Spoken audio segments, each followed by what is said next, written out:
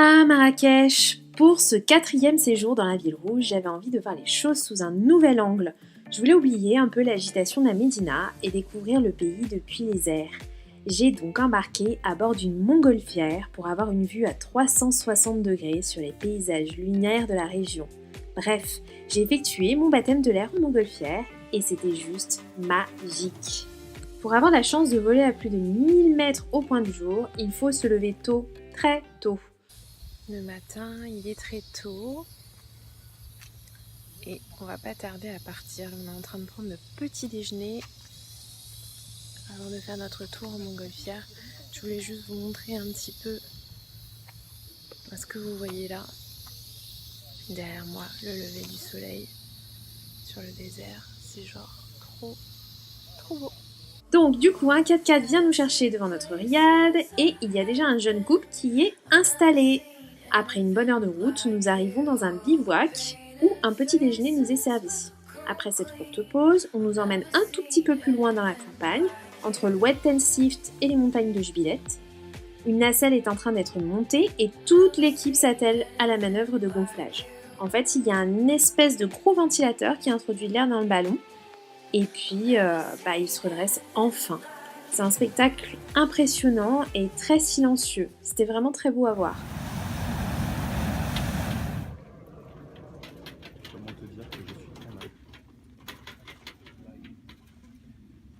Je n'aime pas du tout cette sensation, ce calme.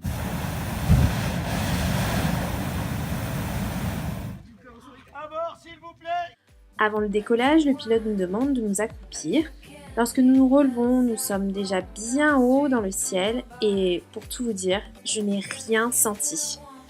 Il faut dire que le ballon vole dans le vent, donc il n'y a pas de courant d'air à bord de la nacelle.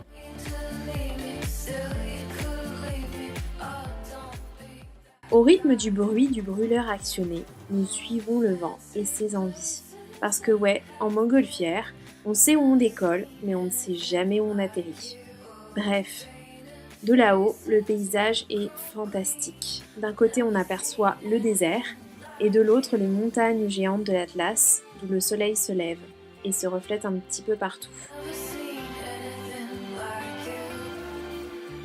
À chaque fois que le pilote libère de l'air chaud, la montgolfière se sent pousser des ailes, et on remonte petit à petit. C'est indescriptible, tellement beau, tellement silencieux, on a l'impression de faire corps avec la nature. Après 1 heure de vol, nous atterrissons.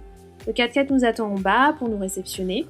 L'équipe en fait a suivi le ballon tout le long du vol pour récupérer les passagers à l'arrivée.